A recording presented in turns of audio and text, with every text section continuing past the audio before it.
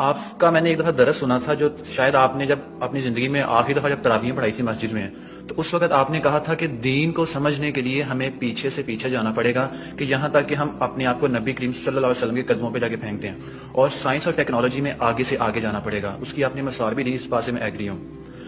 جب میں اس روٹ آپ نے ایک مثال بھی دی تھی کہ سائنس میں آگے سے آگے جانا چاہیے، تو میں نے اکثر دیکھا ہے اس فیلڈ میں آ کے کہ جتنے بھی علماء کرام ہیں، جب وہ ہر ایک کہتا ہے کہ آپ ابو حنیفہ کو فالو کر لیں، امام مالک کو فالو کر لیں، امام شافعی کو فالو کر لیں، میں آپ سے یہ پوچھنا چاہتا ہوں کہ ہم یہ کیوں نہیں کہتے کہ حضرت ابو بکر صدیق کو فالو کر لیں، عثمان کو فالو کر لیں، علی کو فالو کر لیں؟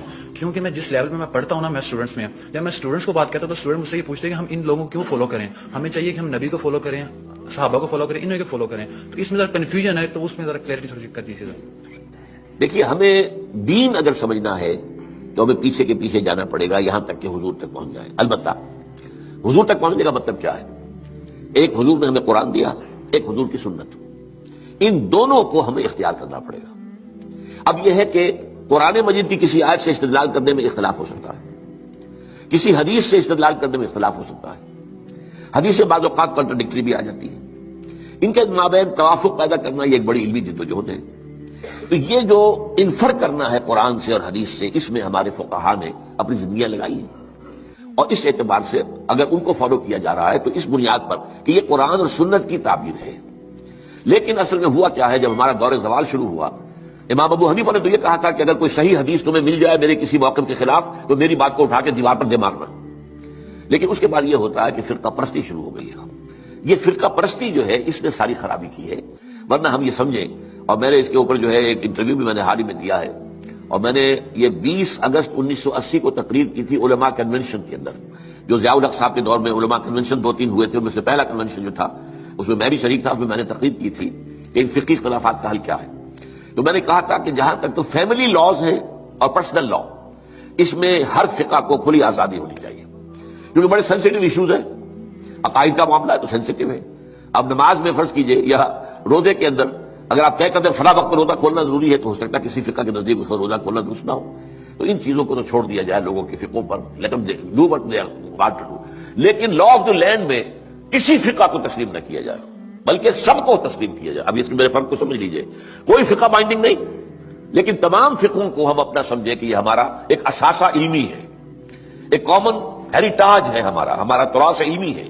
امام ابو حنیفہ نے یہ کہا، مالک نے یہ کہا، شافعی نے یہ کہا، حنبلی نے یہ کہا، امام جعفر صادق نے یہ کہا، امام زید نے یہ کہا، اور حزم نے یہ کہا، اور فلاں نے یہ کہا، عبادیوں نے یہ کہا۔ یہ گویا کہ ہمارا ایک کامن جو ہے، یہ ہمارا اثاثہ ہے۔ اس سب کو سامنے رکھ کر آپ ایک نئی قانون سازی کر سکتے ہیں۔ تو اس حوالے سے یہ، لیکن یہ ہوگا کیسے؟ جیسا کہ آپ نے علماء کی بات کی، علماء تو اس کے اندر اتنے سخت ہیں کہ ایک فقہ سے باہر قدم نکالنا گویا کہ آپ ان کے نزدیک کفر ہے۔ حالانکہ کہتے یہ ہے کہ کم سے کم 4 فقہوں کو تو میں نے تو 8 گنوائی ہے نا، حنفی، مالکی، شافعی، حنبلی، جعفری، زیدی، عباضی اور ظاہری، یہ 8 فقہ ہیں۔ یہ 8 میں یہ سب کے سب جو ہے انہوں نے قرآن اور سنت سے استفادہ کیا ہے۔ ان سب کو رکھے بیک گراؤنڈ میں، جیسے کہ آپ کو معلوم ہے کہ ہائی کورٹ، سپریم کورٹ کے فیصلوں میں یہ حوالے آیا کرتے ہیں کہ بامبے ہائی کورٹ نے فلاں ایسا ہی مقدمہ تھا، اس میں یہ فیصلہ دیا تھا۔ یہ پریسیڈنٹس ہیں۔ کلکتہ ہائی کورٹ نے یہ کیا تھا، یا جو انگلستان کی سب سے اونچی جو ہائی کورٹ ہے اس نے یہ فیصلہ دیا۔ یہ پریسیڈنٹس کے طور پر بطور دلیل اپنے جو وہ ہوتے ہیں فیصلے ان کو کوٹ کیے جاتے ہیں، تو ہم جو ہے فیصلہ اس کے مطابق کر سکتے ہیں۔ میں کہہ رہا تھا کہ ہمارے جو سنی فقہاء ہیں، وہ جو علماء ہیں، چاروں کو کہتے ہیں حق ہے، حنفی بھی حق ہے، شافعی بھی حق ہے، مالکی بھی حق ہے اور حنبلی بھی، لیکن تمہیں ایک کی پیروی کرنی ہوگی لازم۔ یہ میرے خیال میں ان کی زیادتی ہے، ان کی فرقہ پرستی ہے، اور اس کی وجہ اصل میں کیا ہے، اس میں غلطی ہماری ہے اصل میں، جس کے نتیجہ وہ نکلا ہے۔ ہم نے نہ دین پڑھنا ہے نہ سیکھنا ہے، ہم نے ایک مولوی کلاس پیدا کر دیا، ایک پروفیشن پیدا کر دیا ہے۔ حالانکہ اسلام میں کوئی مولوی پروفیشن نہیں ہے، اسلام میں کوئی پاپائیت نہیں ہے، اسلام میں کوئی برہمنزم نہیں ہے۔ یہ نہیں کہ جب تک برہمن نہیں آئے گا شادی نہیں ہو سکتی، جب تک برہمن نہیں آئے گا ارتھی جو ہوتی ہے اس کو آگ نہیں لگائی جاتی ہے، نہیں ہو سکتا۔ ہمارے یہاں کوئی برہمنزم نہیں ہے، لیکن چونکہ ہم تو پڑھتے نہیں، ہم نے تو اپنے آپ کو اور طرف لگایا ہوا ہے۔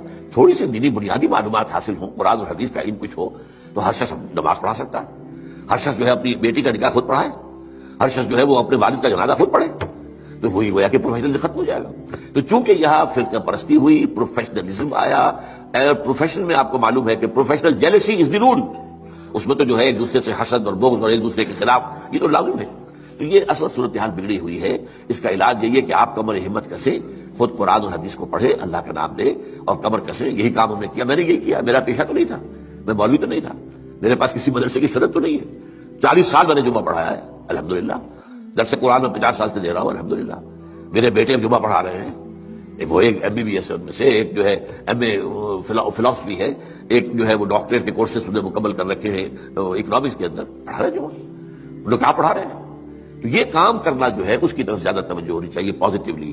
باقی جو کچھ ہے اس کا آپ کا مشاہدہ صحیح ہے، وہ غلط بات